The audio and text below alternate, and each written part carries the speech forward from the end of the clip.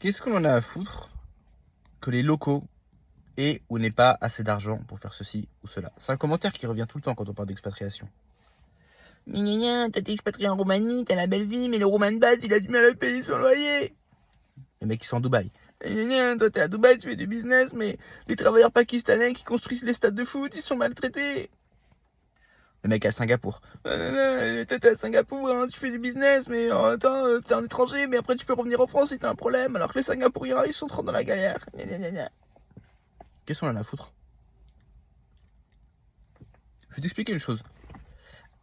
Dans ton équation d'expatriation, quand tu te demandes dans quel pays tu vas aller, à quel moment le train de vie des locaux entre en compte? C'est-à-dire, c'est quelle variable?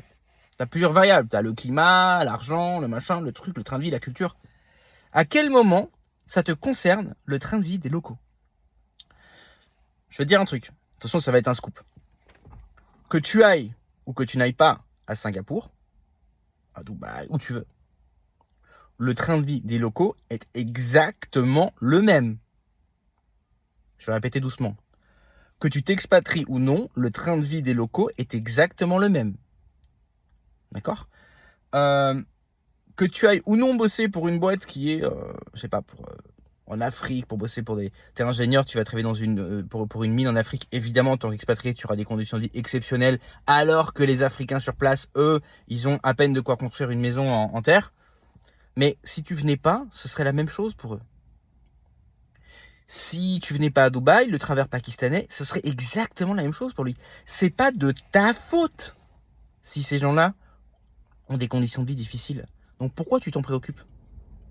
Je veux bien, si tu me disais le fait de s'expatrier fait diminuer le niveau de vie des locaux. Là, évidemment, il y aurait peut-être un argument.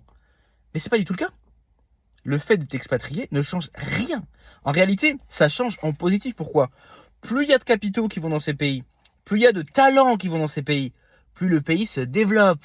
Et plus le pays se développe, plus les gens qui crèvent de faim, petit à petit, progressent jusqu'à atteindre la classe moyenne. C'est ce qu'on commence à voir en Chine. C'est pour ça qu'il y a des boîtes qui délocalisent en Chine et qui, dans certains secteurs d'activité, maintenant délocalisent dans d'autres pays parce que maintenant la main-d'œuvre chinoise est de plus en plus chère. Pourquoi? Ça fait 20 ans que le pays se développe, tout simplement.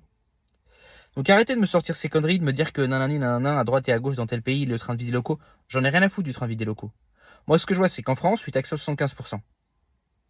D'accord? En France, je sors dans la rue, je peux prendre un coup de couteau. Ailleurs, je suis respecté. Dites-moi ce que vous en pensez en commentaire.